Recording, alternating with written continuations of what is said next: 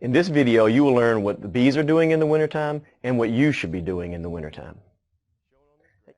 This graph will illustrate the temperatures both inside the hive and the ambient temperature, which is the temperature outside the hive. Shown on this graph in the y-axis is the temperature in Fahrenheit.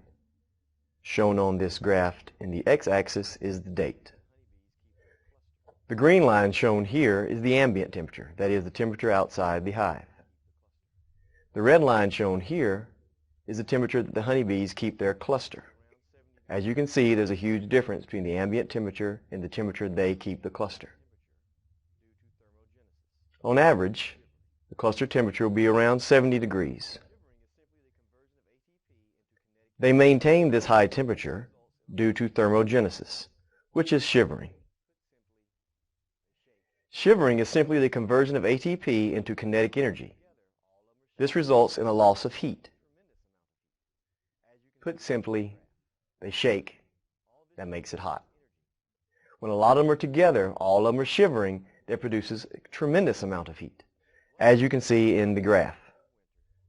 All this shivering takes energy. All this energy must be fueled by something. What do you think that something is? What could be inside the hive in the dead of winter that provide these bees with energy? The answer is obviously honey. Shown here is honey consumption through the winter months and early spring. The x-axis is the date, and the y-axis is pounds. As you can see, in the winter months, the hive consumes between 5 and 6 pounds. This is necessary to fuel thermogenesis. However, you see the steep climb in March. What do you think causes this? That will be explained on tomorrow's video. This graph will illustrate average frame counts, that is, the amount of bees within the hive. On this chart, the x-axis is the date, and the y-axis is number of frames of bees, or the size of your population. Please note the dates on this graph. We go from October the 8th to March the 19th. There can be no frame counts in the winter.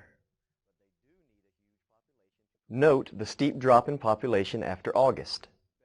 This is done because they do not need a huge population to survive the winter, but they do need a huge population to prepare for winter.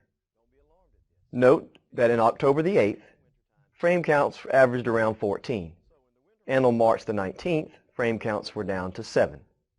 Don't be alarmed at this. A 50% loss over the wintertime is expected.